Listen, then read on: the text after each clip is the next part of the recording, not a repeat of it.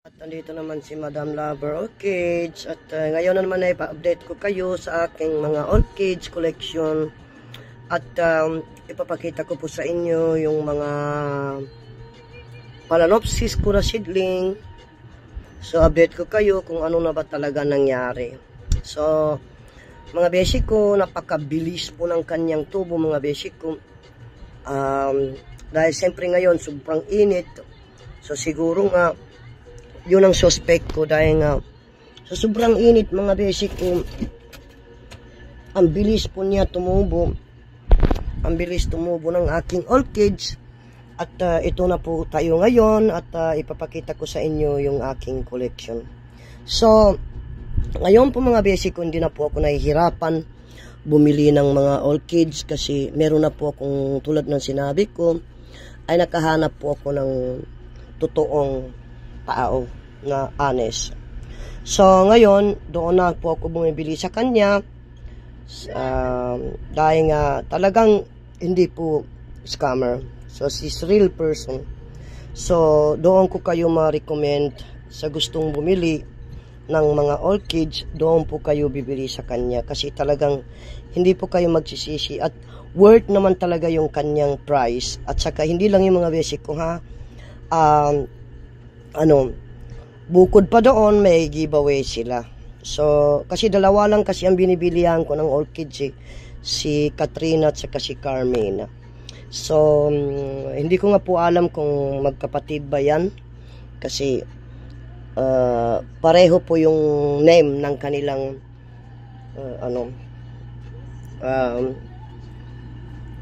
orchids. So, doon ako bumibili sa kanya. Bali, pangatlo yung lalaki. So, yung lalaki naman, mayroon ako nabili sa kanya na orchids. Yun na nga, na-disappointed ako mga beshi ko kasi nga yun na nga, hindi ko nga po alam na dancing lady po yung nabili ko dahil nga nakikita ko po sa picture ay dancing lady. Pero nung dumating sa akin, difference po, iba pong orchids. I don't have any idea kung anong klaseng orchid yan mga basic ko. At hindi ko talaga alam kung anong klase yan. Kasi first time ko po nakita yung orchids na yan. Ang alam ko kasi, mayroon na po akong dancing lady dito na orchids. Yung dancing lady ko na yun ay dilaw po yung kanyang flowers. So, no, nakita ko po sa kanya, ayan po yung dancing lady mga basic. Yan, nakita niyo? So, yung nakita ko po sa kanya ay iba. Okay, so kaya ako nag-order. Tapos noon dumating po sa akin, ito po yung dumating sa akin. Hindi ko nga po alam anong orchids to mga beshi ko. Kung may idea kayo, sabihin na lang niyo sa akin kung anong klaseng orchids yan. I don't have any idea. Lupa po yan mga beshi ko. So ngayon mga beshi ko, ito update ko kayo sa aking Phalaenopsis seedling. Ito na po sila. Ayan, tatlo na po yung kanilang mga dahon at napakaganda po ng kanilang tubo mga beshi ko. So, I'm very proud kasi sa wakas nabuhayan na po ako ng aking seedling na Phalaenopsis. Yun lang talaga mga beshi ko. Konting tiyaga lang dahil maghihintay tayo dahil medyo talaga matagal to mga beshi ko. Matagal talaga ito magpa-flower kasi unang-una seedling pa lang sila.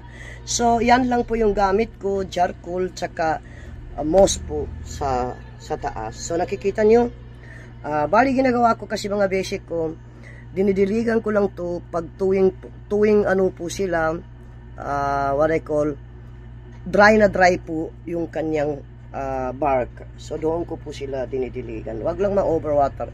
Bali ang binili ko po sa I don't remember, from Carmina or Katrina. Bali, binili ko po sa kanya ay 1, 2, 3, 4, 5. 6 po yung nabili ko sa kanya. And then, seedling po yung nabili ko sa kanya. So, noon dumating po sa akin yan, 2 lang po yung kanilang dahon. So, ngayon, 3 na po, mga beshi ko. Ayan, nakikita nyo. So, meron ako nabili kay Katrina or kay Carmina. Kasi hindi ko na po matatandaan. Ayan. ito po yung nabili ko sa kanya. At, ayan mga basic ko. Ito po yung nabili ko kay Katrina, kay Carmina, yan. Phalaenopsis din yan mga basic ko. Pero kiki pa lang yan mga basic ko. Tingnan nyo. Okay.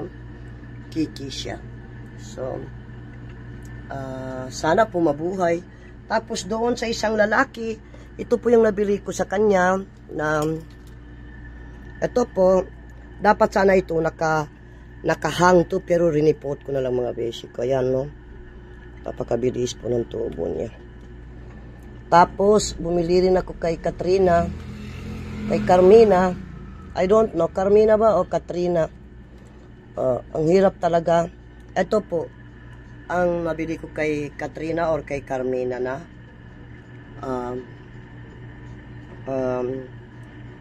Cattleya. Seedling na Cattleya po mga basic ko. So, yan po yung nabili ko kay na seedling na Cattleya. Hindi ko po alam sa dalawa na yan kasi dalawa lang naman talaga yung paborito kong binibili yan ng orchids kasi sila po yung talagang tunay na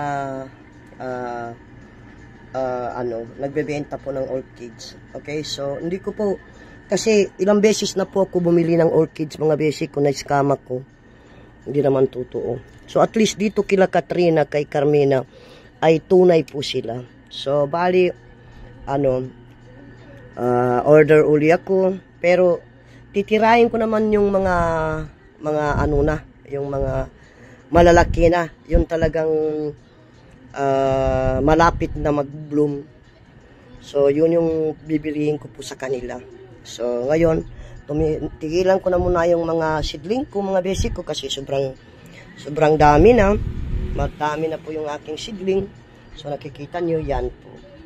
So yung seedling na yan, dinidiligan ko po yan katulad ngayon, mainit, every other day po, dinidiligan ko yan. Kasi unang-una po mga basic ko ay ginamitan ko po sila ng lava rock. Yan, no? Maliliit. Yung pang aquarium para sa isda. So, yan po yung ginamit ko sa kanila. So, yan po, ang titirahin ko naman bibiliin sa kanila, dalawa, si Katrina at saka si Carmina. Dalawa na yan, binibilian ko yan. Yung malalaki na talaga, yung magbo-blooms na. Hindi na muna ako bibili ng what I call seedling na mga dendrobium kasi medyo matagal yan mamumulaklak mga basic ko. Basta marunong ka lang mag-alaga ay siyempre medyo matagal talaga yan magkaroon ng bulaklak. Okay, so yan, yun po yung bibiliin ko sa kanila, malaking mga orchid. So punta na naman tayo dito sa aking isa na naman Phalaenopsis. Okay, so ito galing kay Katrina yan. Sure na sure ako galing kay Katrina. So ito na po yung nabili ko sa kanya, napakaganda. Ayan. So bali ito mga basic ko, hindi ko muna sila i-report. Okay, pabayaan ko na muna sila dito sa kanilang bali red sky lang, puro red sky ang binigay ni Katrina sa akin. Sana assorted sana ang pagbigay niya, hindi puro red. Anyway, doesn't matter, is okay lang. Okay lang, ito po yung pre niya. Ayan po, hindi ko po alam yan, anong halaman yan. Ayan, yan yung pre niya sa pagbili ko sa kanya. So, kita niyo yung money plants ko. Napaka lago na po ng money plants ko. Hanggang pababa na yan. Yan.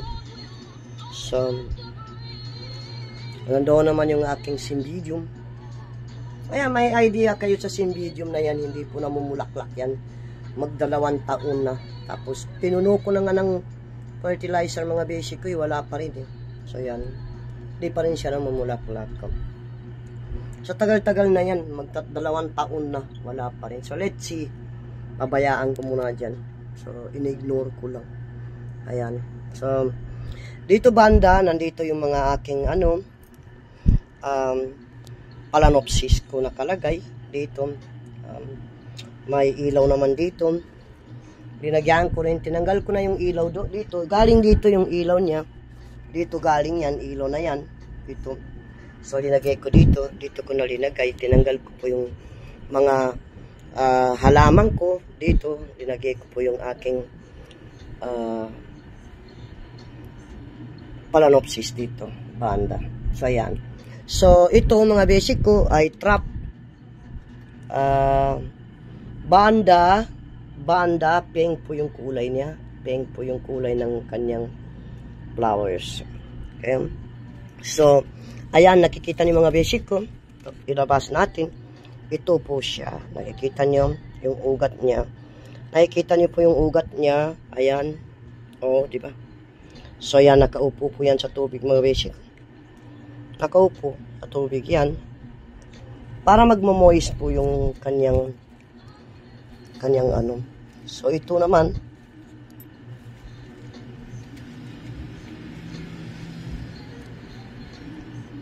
Ito, dito nakalagay yan.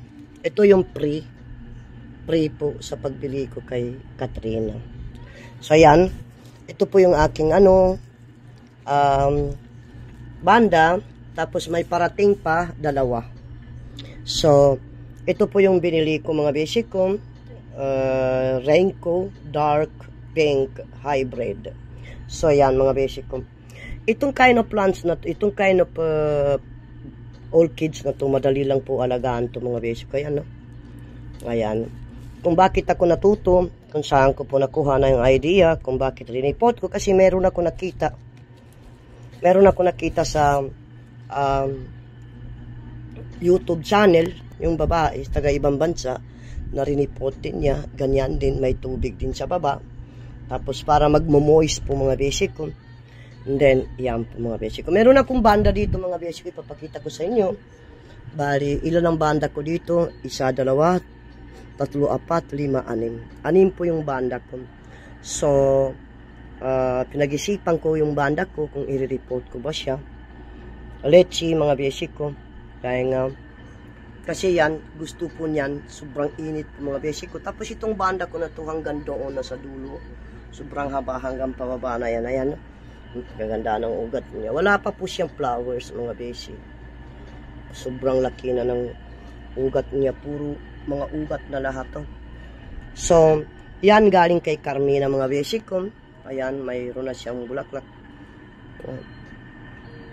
May bulaklak na po siya mga basic ko. Ayan. Ito po yung klase ng bulaklak niya. Ganyan yung klase ng bulaklak niya mga basic ko. Yan. Yung 1, 2 doon, hindi pa nagbubukas. Pula naman yun mga basic ko na may pagka-pink. So, yan. Dito ko linagay. And then, nandito na naman yung aking tulumia. Okay. So, ito, Dendrobium na kiki. Ayan, napakataba. Oh. Ayan. Diba? So, ginagawa ko every morning ko po yan linalagyan ng tubig. So, yung Cattleya ko mga basic ko, wala pa pong resulta na mag-flower, pero talaga nabuhay siya. Ayan, nabuhay po siya. So, let's see, kasi wala pa eh. Baka hindi pa panahon ng aking Cattleya.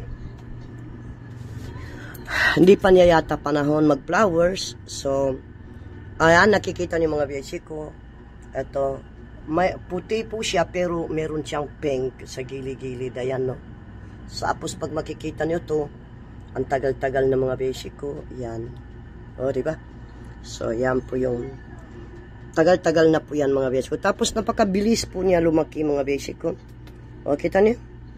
O, basta wag lang mabasa yan mga basic ko. Tapos ito,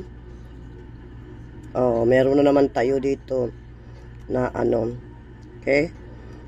Meron na naman dyan na disgrasya. Ayan. So, hanggang dito na lang po. Hindi na po magtatagal ang aking video. At sana po may natutunan kayo, na update ko lang kayo sa aking Dendrobium. Sa lahat ng aking collection. Ayan. Diba? So, hanggang dito lang. Sana po may matutunan kayo at hindi po kayo magsasawa panoorin ang aking video. Bye-bye po.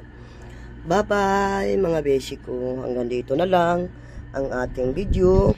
At sana po hindi kayo magsasawa. Bye-bye. Love you all.